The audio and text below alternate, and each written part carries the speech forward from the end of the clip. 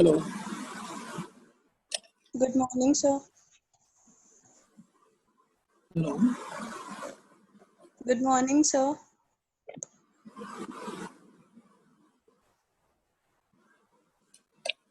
Hello.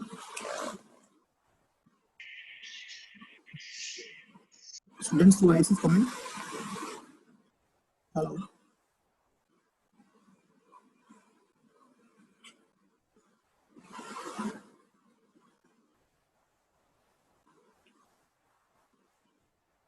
All of you are listening.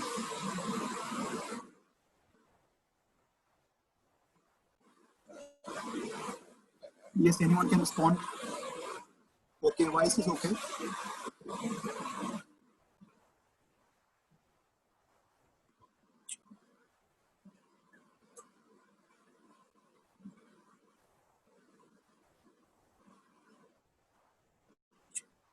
Okay.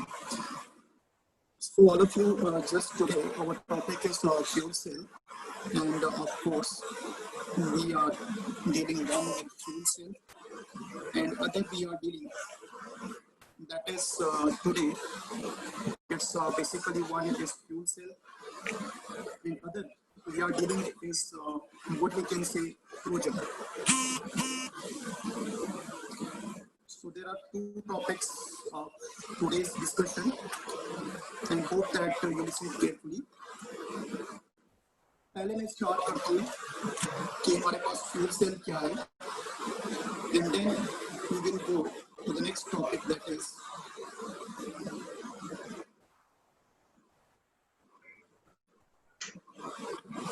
okay. Let me start first.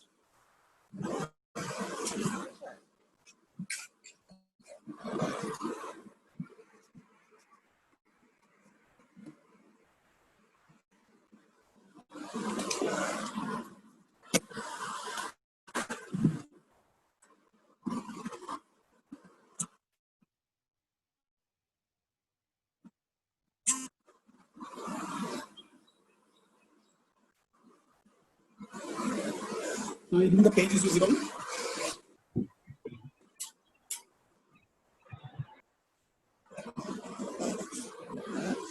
Now I'm starting. This is a fuel cell. So first of all, what is fuel cell? You all know that. My voice is okay right now, I think. Up to ठीक होगी. If yes, please say.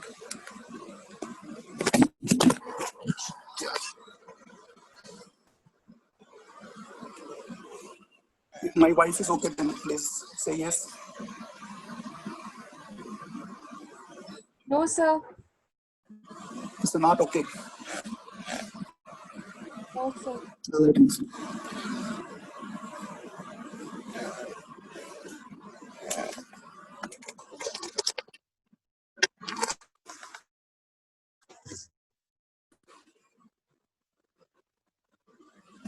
Now it's okay. Hello. Now we are okay.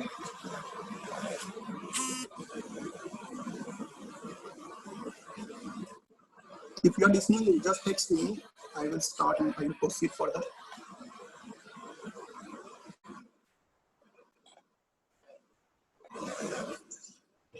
Excuse me, Yes. Sir आपकी आवाज clear नहीं आ रही है. कोशिश कर रहा हूँ इसको सेट करने की. ठीक है. अब ठीक है या नहीं? I think now it's okay. Sir अभी भी क्लियर नहीं है.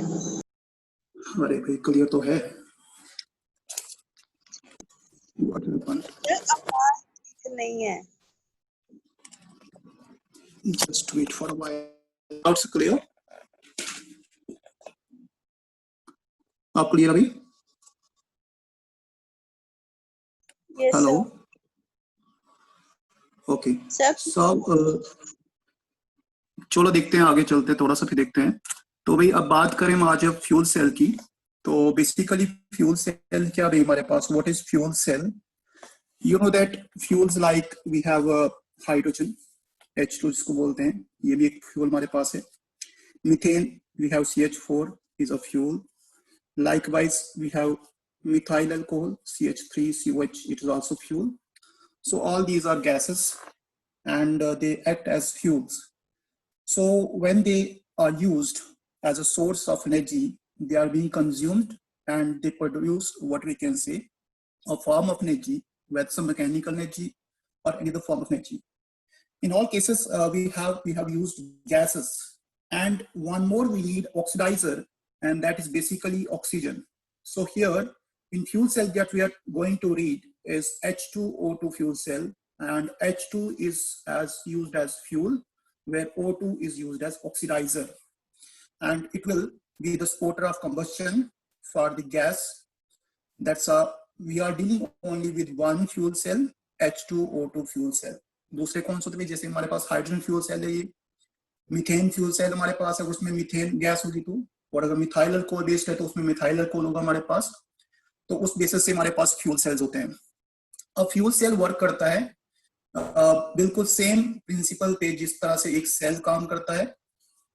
इस केस में अगर हम देखा जाए तो भी फ्यूल सेल में जो सबसे बेसिक कंपोनेंट वो क्या हमारे पास है, किसके एनोड और कैथोड पे क्या होगा भाई हमारे पास. सबसे पहले यही बताएंगे कि what is that anode and what is that cathode. तो एक सिंपल सा मैं आपको डायग्राम बताता हूँ.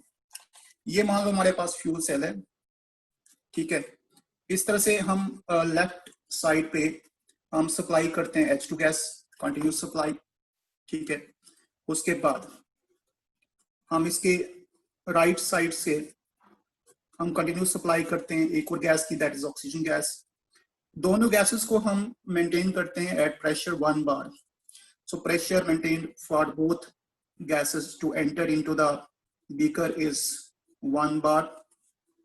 Then there are 2 electrodes and these electrodes are porous. ये 2 electrodes होते हैं यहाँ पे, और electrodes के हमारे पास porous हैं. They are made up of metal and metal is platinum. And in the porous electrodes, these are porous electrodes, and within the porous electrode, what we insert metals which are very small in size, small piece of metal like palladium, carbon, and so on. Non-metal being carbon there. So we put that. और हम इसमें जो electrolyte है उसको हम वहां पे कोई बेस डालते हैं, चाहे वो सोडियम हाइड्रोक्साइड हो या फिर हमारे पास क्या हो, पोटेशियम हाइड्रोक्साइड हो. तो ये जो हमारे पास इलेक्ट्रोड्स हैं इनको प्रोवाइड किए जाते हैं मेटल्स, जैसे मैंने कहा प्लेटिनम या प्लेडियम. और प्लेटिनम प्लेडियम क्या करते हैं, भी एक्सीलरेट करते हैं रिएक्शन को. अदरवाइज सॉलिड स्टेट में रिएक्शन जो है गैस स्टेट में वो एक्सीलरेट नहीं होती है हमारे पास, ठीक है. यहाँ से एंट्री की किसकी, H2 की, यहाँ से एंट्री की O2 की. तो इसको बना दिया हमने एनोड, ये बन गया एनोड, ये बन गया हमारे पास कौन सा भी, कैथोड. तो मैंने पहले कहा लेफ्ट साइड से एनोड और राइट साइड से कैथोड, इनको यहाँ हमने बंद कर दिया. और ये हमारे पास आउटलेट है भाई. आउटलेट किसके लिए, जो हमारे पास यहाँ पे प्रोडक्ट होगा उसका आउटलेट भाई हमारे पास. So this is outlet and that outlet is for water. So these finally gases when consumed they produce water as final product. अब वर्किंग कैसे करता है भाई हमारे पास, we use continuous supply of the fuels like H2 and oxidizer O2 or a combustor O2, and the working is that कि सबसे पहले cathode पे क्या होगा, कैथोड पे होती है रिडक्शन हमारे पास, ठीक है. तो कैथोड पे क्या होगा, जो हमारे पास ऑक्सीजन है O2 कैथोड साइड पे वो रिएक्ट करेगा. मतलब मीडियम यहाँ पे आप देखो तो हमने बताया था कि यहाँ पे हमने यूज किया जो इलेक्ट्रोलाइट यूज किया, यहाँ पे देता हूँ. The electrolyte being used here is aqueous NaOH or we can say aqueous KOH. तो aqueous KOH का मतलब यहाँ पे कहीं ना कहीं हमारे पास वाटर जो है एनोड पे आएगा. तो आपको पता है जब वाटर एनोड पे हमारे पास हो और एनोड पे सॉरी कैथोड पे वाटर हमारे पास हो और हमारे पास ऑक्सीजन हमारे पास हो, तो भाई कैथोड पे क्या होती है, रिडक्शन होती है और there is gain of electrons also. Anode electron lose करेगा, ये बनाएगा भी देखो यहाँ पे वाटर, तो water reduces to OH ions, ठीक है. पहले बताया था मैंने लास्ट सेल में भी. अगर बैलेंस करना चाहें तो हमारे पास यहाँ पे 2 टाइम्स कर देता हूँ इसको मैं, ये हो गया 4 टाइम्स. तो 4 इलेक्ट्रॉन गेन के मतलब यहाँ पे 4 हमें चार्ज भी ऐड करना पड़ेगा. इस साइड पे 4 चार्ज पे 4 चार्ज कैंसिल हो गया, तो कैथोड पे रिडक्शन। अब एनोड पे आपने पहले एनोड का दिखाना है, एनोड पे ऑक्सीडेशन। सो एनोड पे हमारे पास गैस हाइड्रोजन है that react with 4 times OH negative Excuse me, ion. sir. Sir, the page is not clear. Page is not clear. Now it's clear. Yes, sir. It's no, sir. Again. थोड़ा Okay, sir. Now it's clear, sir.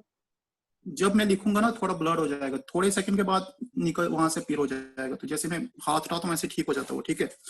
तो अब देखो भाई यहाँ पे क्या हुआ कि ये हमारे पास H2 कंबाइन करा 4 टाइम्स OH से, तो क्या देगा भाई यहाँ पे। तो जब OH एनोड पे होता है वो क्या देता भाई, वाटर देता हमारे पास, this produces water. Plus how many electrons are given, 4 electrons are lost because 4 OH negatives are there, so they lose 4 electrons. तो अब ये भी हो गया हमारे पास एनोड की रिएक्शन। तो नेट ये बता सकते हैं what is net reaction, 4 electrons cathode के, 4 इलेक्ट्रॉन्स एनोड के कैंसिल, 4 OH आयंस कैंसिल।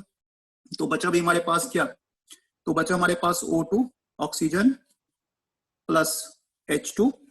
अच्छा भाई यहाँ पे भी देखो 2 वाटर, यहाँ पे 1 वाटर। तो क्या मैं इस 1 वाटर को यहां से निकाल दे सकता हूं, 1 वाटर। तो जैसे हमारे पास वहां पे आपके, अब इसको बैलेंस, यहाँ पे भी सॉरी यहाँ पे भी 2 वाटर हैं, तो ये बेसिकली हमारे पास यहाँ पे 4, ये इसको बैलेंस करते हैं। यहाँ पे आएंगे अभी कितने हमारे पास, फर्स्ट बैलेंस दिस, ये यहाँ पे बैलेंस है, no 2 times and 4 times, yes 4 times होगा यहाँ पे। तो ये भी हमारे पास 2 टाइम्स वाटर आएंगे। तो बेसिकली ये यहाँ पे 2 कैंसिल हो गया, तो ये बनेंगे भी कितने, 2 टाइम्स वाटर मॉलिक्यूल। तो ये भी हमारे पास आपका जो फाइनल प्रोडक्ट आता है वो क्या आता है, वाटर आता है। मैं अगेन यहाँ पे बता रहा हूँ, 2 times hydrogen, 4 times OH and 4 times water molecule. तो इसको 2 मैंने कैंसिल किया कि यहाँ पे रिएक्टेंट साइड, यहाँ पे प्रोडक्ट साइड, तो आपके यहाँ पे 2 टाइम्स वाटर मॉलिक्यूल रहेगा। तो फाइनल क्या होगा भी हमारे पास, द फाइनल इज, तो यहाँ पे हाइड्रोजन भी 2 टाइम्स है, वो भी लिख देता हूँ 2 टाइम्स। तो finally is O2 plus 2 times H2O that uses water. So water produced is liquid in state and this is the final product. अब इस water जो यहाँ पे भी हमारे पास प्रोड्यूस हुआ, remember this can be used for drinking purpose. तो first time जो फ्यूल सेल है उसको यूज किया था अपोलो स्पेस ने, ठीक है, अपोलो स्पेस ने यूज किया था। तो अपोलो स्पेस प्रोग्राम में यूज किया गया था, रॉकेट्स में। तो जो यूज करते हैं वहां पे वो उसको क्या करते हैं, एज अ फ्यूल भी यूज करते हैं, और जब इसका एंड प्रोडक्ट वाटर प्रोड्यूस होगा उसको भी यूज करते हैं। This is regarding the chemistry of fuel cell. अब जो फ्यूल सेल है देखो ये कंटिन्यूसली वर्क करता है, जब तक हाइड्रोजन ऑक्सीजन की सप्लाई है तो वर्क करेगा, और जैसे सप्लाई कट होगी तो वर्क करना छोड़ देगा। बट ऐसा नहीं कि केमिकल्स फिनिश हो गए तो काम नहीं करेगा, तो जब तक सप्लाई है तब तक काम करेगा, जब तक रिएक्टेंट सप्लाई है तब तक काम करेगा। और दूसरी बात, ये फ्यूल सेल जो है that is more efficient than the chemical cell. जैसे बात करते हैं तो फ्यूल सेल की जो एफिशिएंसी है, if someone ask you what is efficiency of fuel cell, so your answer must be 70%. So it is 70% when we compare with the thermal plants, क्योंकि thermal plants की जो एफिशिएंसी है that is equal to 40%। तो ये 70% efficient है as compare to thermal plants, और thermal plants की efficiency क्या है, 40% हमारे पास है। दूसरी बात भी जो फ्यूल सेल हमारे पास है, फ्यूल सेल्स इसका एक एडवांटेज हमारे पास है, what is that they are pollution free, इनसे किसी भी टाइप का पोल्यूशन नहीं होता, तो they are pollution free. But you know that thermal plant से पोल्यूशन भी होता है हमारे पास, ठीक है।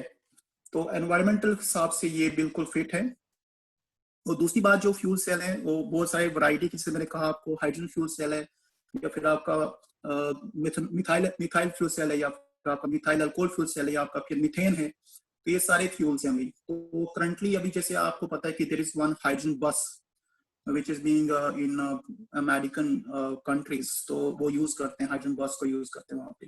तो उसका जो कास्ट है वो भी कम ही है, तो ये भी हमारे पास इम्पोर्टेंट है। यस जी सर, एक्वस NaOH का कोई काम नहीं है यहाँ पे?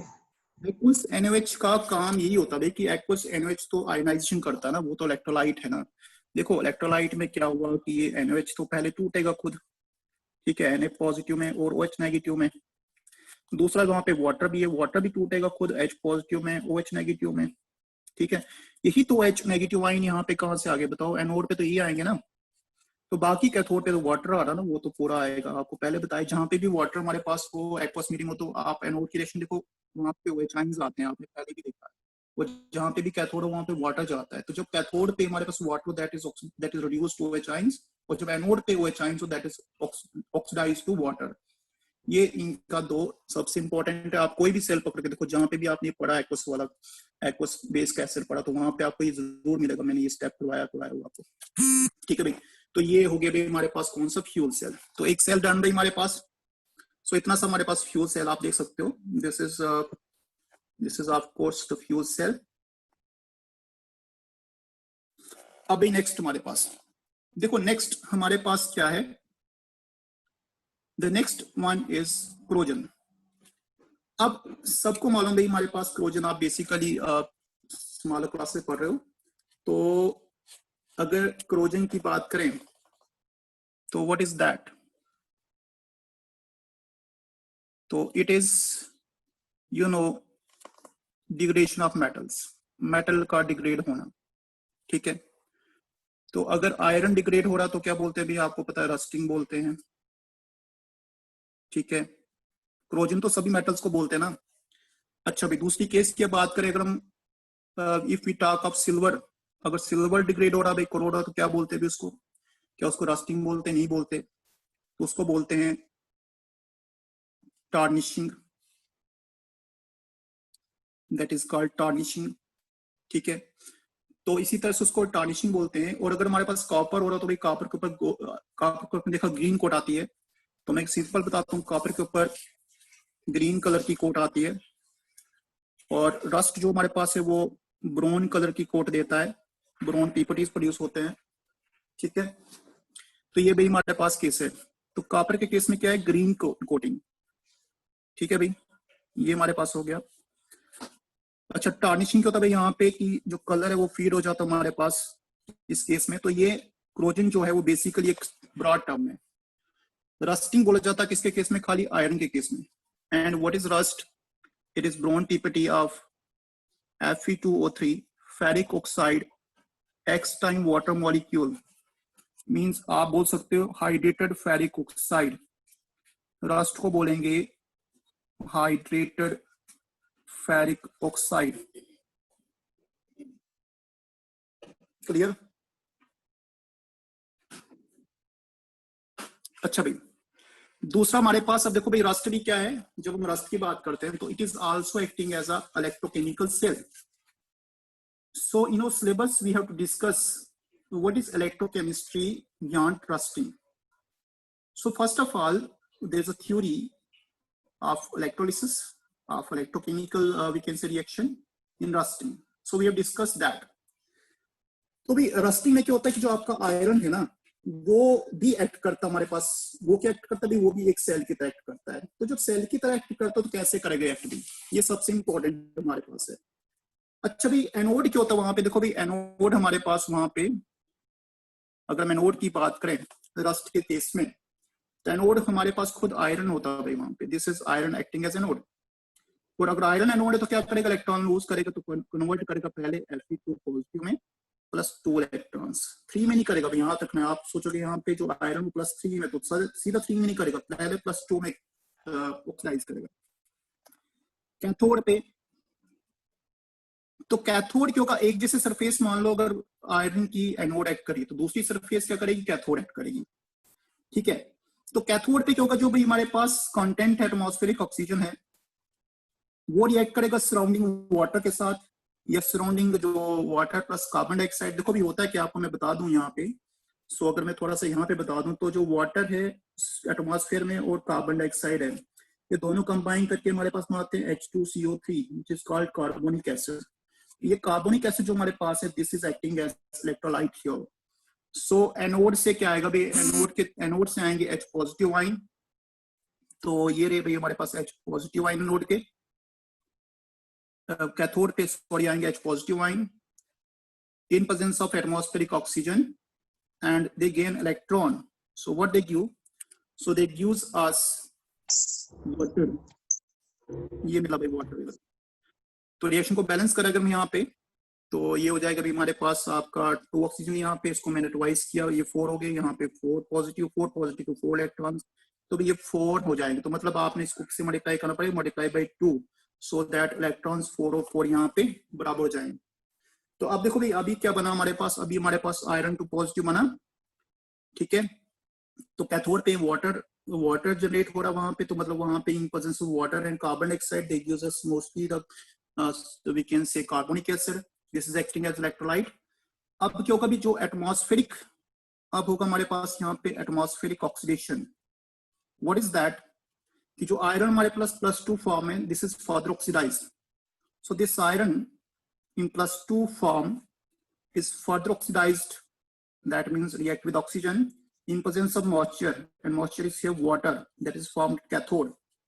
So what it gives, ये क्या देगा भाई हमारे पास, तो iron Fe2 convert to Fe3, so iron Fe2 convert to Fe3 positive and forming Fe2O3 which is called we can say ferric oxide। अच्छा भी यहाँ पे H पॉजिटिव आयन है, तो ये रिप्लेट करेगा H पॉजिटिव आयन। तो ये जो हमारे पास आपका, ये जो हमारे पास Fe2O3 बना, ये रिएक्ट करेगा वाटर के साथ, X मॉलिक्यूल के साथ क्या बनाएगा, तो Fe2O3 X time water molecule बनाएगा। तो ये हो गई भी आपकी रस्टिंग और रस्ट फॉर्मेशन भी हमारे पास। तो ये भी एक सेल की तरह काम कर रहा है।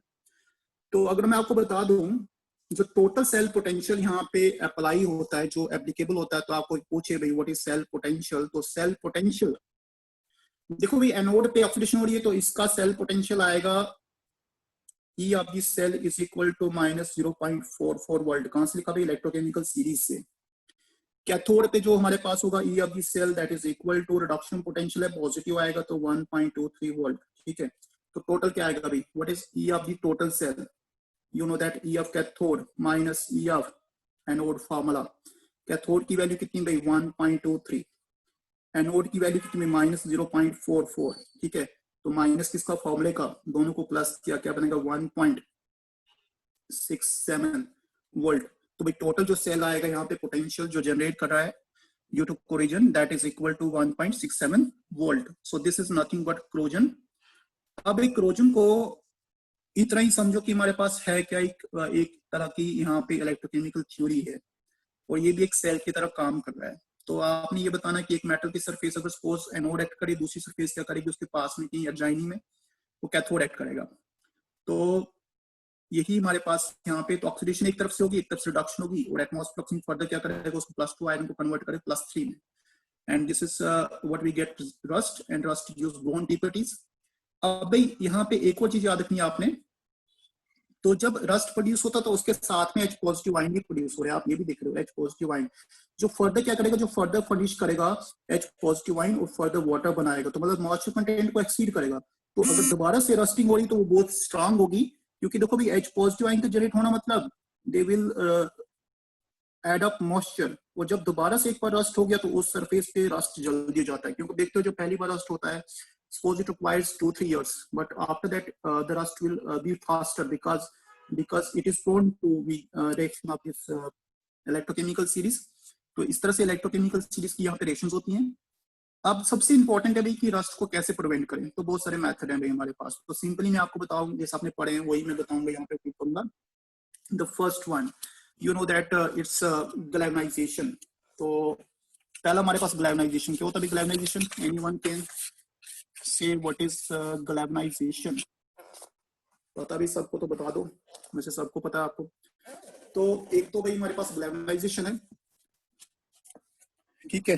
सो वन इज गैल्वेनाइजेशन,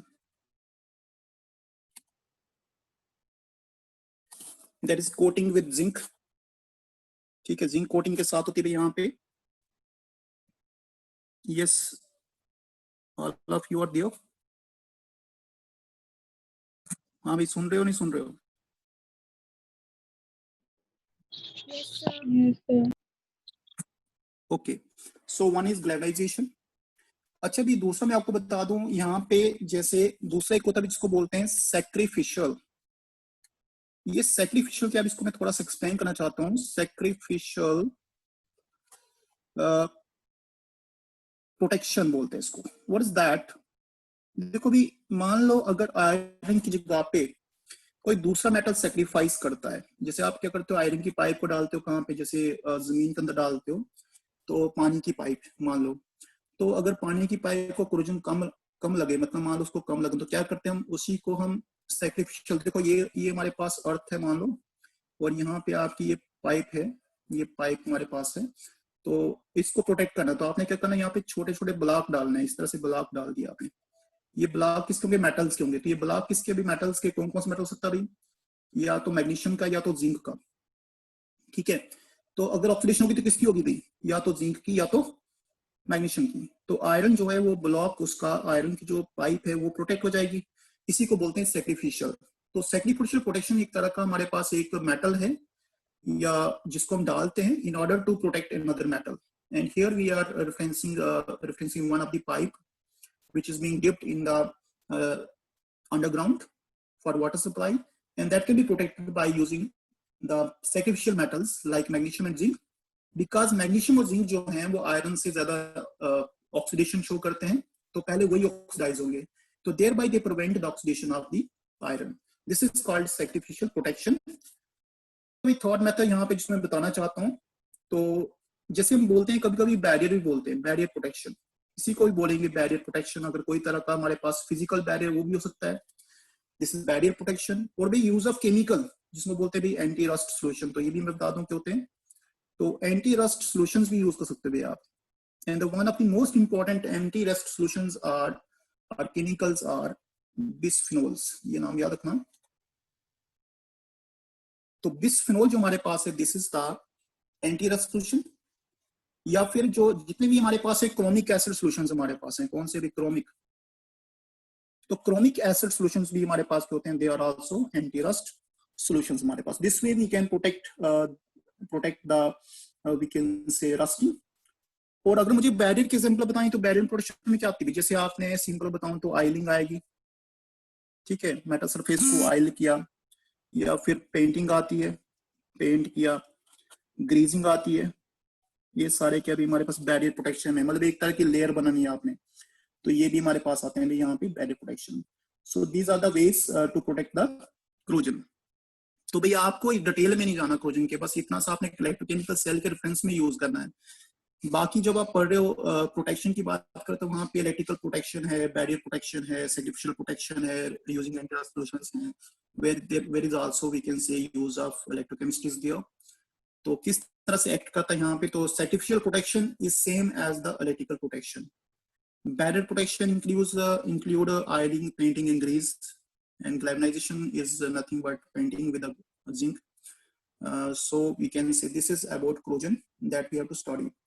अब थोड़ा सा मैं आपको एक और चीज बताना चाहता हूँ भाई, हमारे पास इसमें एक छोटा का कंसेप्ट था जिसको हम बोलते थे डीबे-हक्कल-ऑनसॉगर इक्वेशन। तो ये ध्यान से देखो भाई, अब हमारे पास यहाँ पे इक्वेशन है डीबे-हक्कल इक्वेशन या ऑनसॉगर इक्वेशन, उतनी तो नहीं भाई हमारे पास की बेसिस, तो सिर्फ बेसिक्स का स्टेप क्या भाई यहाँ पे, ये बेसिकली जो बेस्ड है, this is based upon Ostwald law of dilution, ठीक है। अब इसने क्या बताया, इसने सिंपल पहले ये बताया, जैसे आपको मैं थोड़ा सिंपल कॉन्सेप्ट बताऊं तो के क्या भाई, व्हाट इज के, के इज कॉल्ड कंडक्टिविटी, है ना, बोलते ना, और कंडक्टिविटी इंक्रीज करती है with dilution, you know that, ठीक है, ये फैक्ट हमारे पास है। लैम्डा एम क्या भाई हमारे पास, तो लैम्डा एम जो हमारे पास है,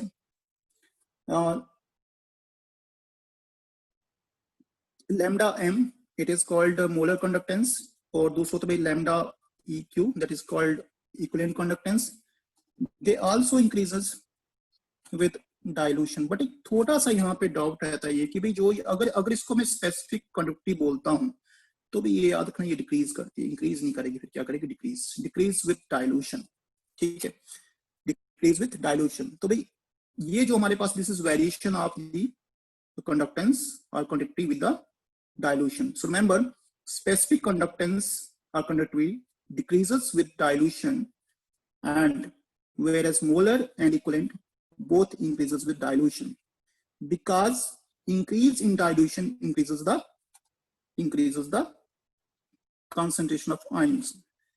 Here also increases the concentration of ions, but you know that specific conductance क्या होता है हमारे पास conductance due to 1 cubic centimeter of the we can say electrolyte 1 cubic, ये भी 1 ये भी 1, तो इसके अंदर कितने आयन से कम ही होंगे, इस 1 क्यूबिक वॉल्यूम के अंदर बहुत सारे कम आयंस होंगे, तो हमारे पास स्पेसिफिक कंडक्टेंस डिक्रीज करेगा, क्योंकि ये डिपेंडेंट है किसके ऊपर, 1 क्यूबिक वॉल्यूम के ऊपर। मोलर और इक्विवेलेंट जो हमारे पास है वो मतलब कि उनका जो वॉल्यूम गैप अप होता है वो काफी ज्यादा होता है, तो वो जितना भी हमारे पास उसमें वॉल्यूम होगा उसके अंदर जितने भी आयंस टोटल इंक्रीज हो रहे हैं उनके ऊपर डिपेंड करता है, तो ये भी हमारे पास पहला फैक्ट है यहाँ पे। बट अगर हम बात करते हैं वीक और स्ट्रॉन्ग इलेक्ट्रोलाइट की, if we talk of strong electrolyte and weak electrolyte, तो अगर मैं स्ट्रॉन्ग और वीक इलेक्ट्रोलाइट की बात करूं तो सिंपल सा भाई ये हमारे पास ये रहता है। देखो भाई अगर कंडक्टेंस की बात करें स्ट्रॉन्ग और वीक की, तो मैं आपको दो प्लॉट जरूर बताऊंगा। I am referring you to plots, so look at them. तो भाई जो दो प्लॉट्स हमारे पास वो क्या है मैं आपको यहां से बताता हूँ। आप दिख रहे हैं यहाँ पे, नहीं दिख रहे इसमें, छोटा रैकेट। तो दो प्लॉट्स हमारे पास क्या भाई यहाँ पे, तो एक प्लॉट हमारे पास ये है, एक प्लॉट ये है। तो भाई अब हमने क्या किया, हमने दो चीजों को लेना है, तो एक हमने लिया यहाँ पे भी मोलर कंडक्टेंस एक तरफ से, एक तरफ से भी हमने स्क्वायर ऑफ कंसंट्रेशन। ठीक है, अब ये क्यों लिया मैं आपको बता रहा हूँ यहाँ पे क्यों लिया, पहले बताता हूँ होता क्या है। तो जैसे कंसंट्रेशन हमारे से बढ़ेगी, इंक्रीज हो रही है, यहाँ पे सपोज 0 थी, उसके बाद 0.1 थी, उसके बाद 0.2 थी, सो ऑन, इंक्रीज हो रही है यहाँ पे, दिस इज कंसंट्रेशन इंक्रीज। तो अगर मैं बोलूँ यहाँ पे हमारे पास कंसंट्रेशन हो रही है, अगर मैं इधर जाऊं तो क्या हो रहा है भैया, आपको पता है यहाँ पे डाइल्यूशन हो रही है, यहाँ पे क्या हो रहा है, डाइल्यूशन हो रही है। तो जब कंसंट्रेशन ज्यादा, तो उस समय आप देख रहे हो इस पॉइंट पे कंसंट्रेशन ज्यादा है, सपोज बढ़ रही कंसंट्रेशन यहाँ पे ज्यादा हो गई है, तो उस समय डाइल्यूशन क्या भाई, उस पर मोलर कंडक्टेंस क्या कम है। जैसे कंसंट्रेशन कम होती जाएगी तो हमारे पास ये ग्राफ ऊपर की तरफ बढ़ता जाएगा, बढ़ता जाएगा, बढ़ता जाएगा, बढ़ता जाएगा, और ठीक है। तो अप्रोप्रिएट यहाँ पे ये टच नहीं करेगा, मतलब टच करेगा तो मतलब क्या हो गया कि आपका तो यहाँ तक कैसे रहेगा, तो मतलब इसके बाद क्या हो गया, सैचुरेट हो जाएगा, दिस गोज ऑन सैचुरेशन। तो आपने देखा भी कि अगर हमारे पास 0.2 थी तो ये हमारे पास कंडक्टेंस थी, जब 0.1 हो गई तो इसके रिस्पेक्ट में यहाँ पे हो गई ये कंडक्टेंस, जब 0 थी तो ये भी, जब 0 था तब भी तो था कुछ न कुछ, बट 0 नहीं थी। अब ये किसके लिए भी यहाँ पे ये बता दूं, this is for weak electrolyte, ये वीक इलेक्ट्रोलाइट के केस में भी हमारे पास। अगर स्ट्रॉन्ग इलेक्ट्रोलाइट होता तो उसमें क्या होता है आप देख सकते हो, जैसे स्ट्रॉन्ग इलेक्ट्रोलाइट है, यहाँ पे कंसंट्रेशन हमारे पास बढ़ रही है और ये हमारे पास मोलर कंडक्टेंस है हमारे पास।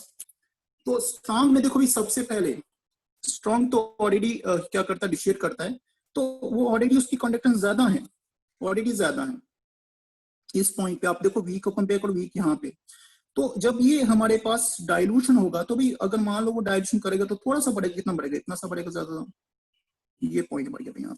मतलब आप यहाँ पे अगर देखो तो मैं दोनों को कंबाइन बताता हूँ, ये किसकी स्ट्रॉन्ग की है भी।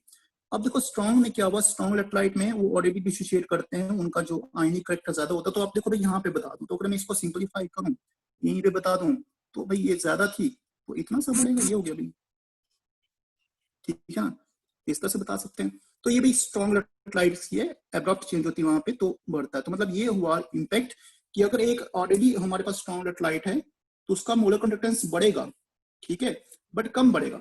वो ऑलरेडी अगर हमारे पास कोई वीक है तो पहले उसका कंडक्टेंस बहुत कम होगा और वो बढ़ेगा, तो कितना बढ़ सकता है, तो वो हमने बताया था, कोरुश लॉ से बताया था। तो अब यहां से ये पता चलता है कि भाई ये हमारे पास ग्राफ है, किसके लिए बताया, वीक के लिए बताया, स्ट्रॉन्ग के लिए बताया। तो स्ट्रॉन्ग का स्ट्रेट लाइन होगा और वीक का जो है वो कर्व्ड होगा हमारे पास। तो ये बताता है कि यहाँ पे पहले 100% डिसोसिएशन नहीं थी, ये बताता है कि यहाँ पे पहले ही 100% डिसोसिएशन थी। So this is basically we can say molar conductance. तो अब ये जो रिलेशन यहाँ से बनता है, तो रिलेशन क्या बनेगा भाई हमारे पास, the molar conductance at infinite dilution, उसका रिलेशन क्या बनेगा। So what is relation, so relation is the molar conductance at particular dilution, that is lambda m, is equal to molar conductance at infinite dilution, जिसको limiting dilution कहते हैं, minus a constant है under root c।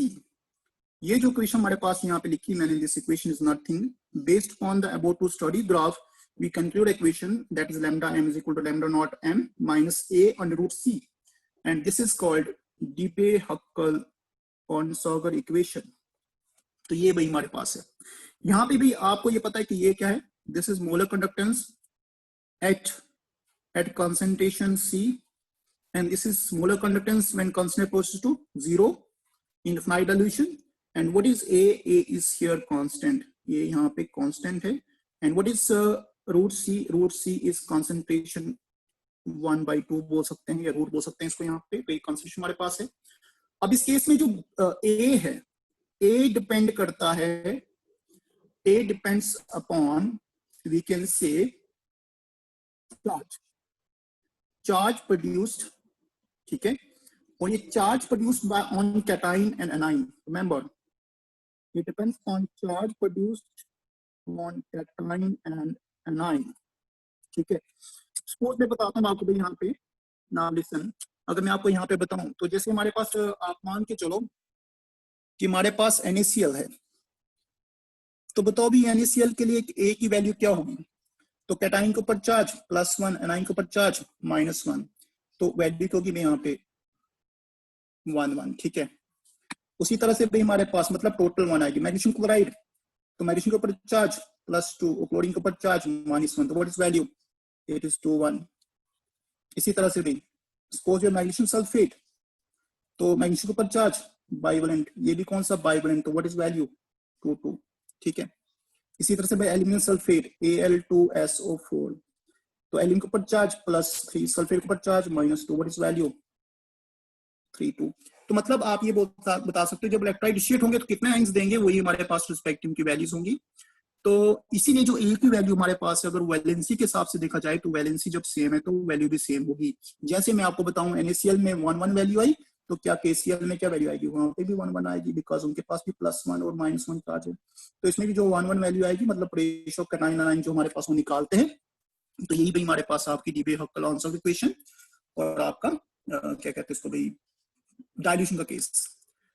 तो ध्यान से यहाँ पे देखिए भाई, आपने एक सिंपल चीज बतानी है हमारे पास कि अगर हम डाइल्यूशन कर रहे हैं तो मोलर कंडक्टेंस और इक्विवेलेंट बढ़ेगा, बट वहीं पे आपका स्पेसिफिक जो है डिक्रीज करता है, because specific we can say conductance is conductivity of 1 cubic volume, 1 centimeter cubic volume, and within that volume the number of ions decreases as compared to total volume, while molar equivalent is total entire volume where the number of ions will increase and it will go on increasing and increasing. That's why with the dilution the molar equivalent increases while the specific one that decreases. So this is the variation of the, we can say, conductance with dilution. तो ये case हमारे पास में जो graph मैंने यहाँ पे बताए strong और वीक का, ये आपको मैं फिर दोबारा बता रहा हूँ कि भाई आपको ये पता है वीक इलेक्ट्रोलाइट 100% डिस्ट्रीब्यूट नहीं करता, तो उसकी कंडक्टेंस पहले की होगी कम ही है, जैसे उसको वो डाइल्यूट करोगे तो ये बढ़ेगा, ठीक है. तो ऐसा भी नहीं कि अप्रोच पूरा करेगा, वो भी नहीं करेगा अप्रोच पूरा, फिर भी डिस्ट्रीब्यूट नहीं हुआ. यहाँ पे स्ट्रॉन्ग ऑलरेडी यहाँ पे मान लो 99% था ऑलरेडी, तो कितना 100 होगा ना, तो अगर पहले उसकी कंडक्टेंस इतनी हमारे पास तो थोड़ा सा बढ़ेगा, तो मोलर कंडक्टेंस का जो हमारे पास है स्ट्रॉन्ग थोड़ा बढ़ेगा, बट बढ़ेगा जरूर, ठीक है. तो इसमें देखो कितना बढ़ रहा है, कितना बढ़ रहा है, बहुत ज्यादा बढ़ रहा है यहाँ पे. तो कंपैरेटिवली देखा जाए तो हमारे पास यहाँ पे हम ये डिक्लेयर कर सकते हैं कि यहाँ पे ऑलरेडी ये डिस्ट्रीब्यूट था, कितना बढ़ेगा, वही 0.1 टूटेगा, तो उससे कितना बढ़ेगा, कम ही बढ़ेगा. तो ये था भी हमारे पास केस किसका, what we can say molar conductance और इक्विवेलेंट कंडक्टेंस का रिलेशन. और इसके बाद Debye-Huckel थ्योरी भी बता दी मैंने आपको, कोरोजन भी बता दिया, और मैंने आपको बताया कौन सा भी फ्यूल सेल भी बता दिया, ठीक है. तो इसमें भाई अब आपको यही पढ़ना है, that's all. So I think we have to just end the session, and this is for today, and hope that electrochemistry is done. अब ये खत्म ही हो चुकी, तो आप इसको रिवाइज कीजिएगा अच्छे से. तो मैं आपको टॉपिक, जो इसमें इंपॉर्टेंट टॉपिक है, मैं आपको व्हाट्सएप के थ्रू बता दूंगा कौन कौन से इंपॉर्टेंट टॉपिक वो आपने पढ़ने, और किस तरह के इसमें क्वेश्चंस आपने पढ़ने वो भी मैं आपको बता दूंगा, ठीक है. तो अभी के लिए डन करते हैं इसको. यस, अब नेक्स्ट सर, बताइए. एक्सक्यूज मी सर, ये ऑक्सीडेशन पोटेंशियल जो है, इसका क्या मतलब है कि कोरोजन जल्दी होगा या स्लो होगा किसी का अगर ऑक्सीडेशन पोटेंशियल ज्यादा है तो?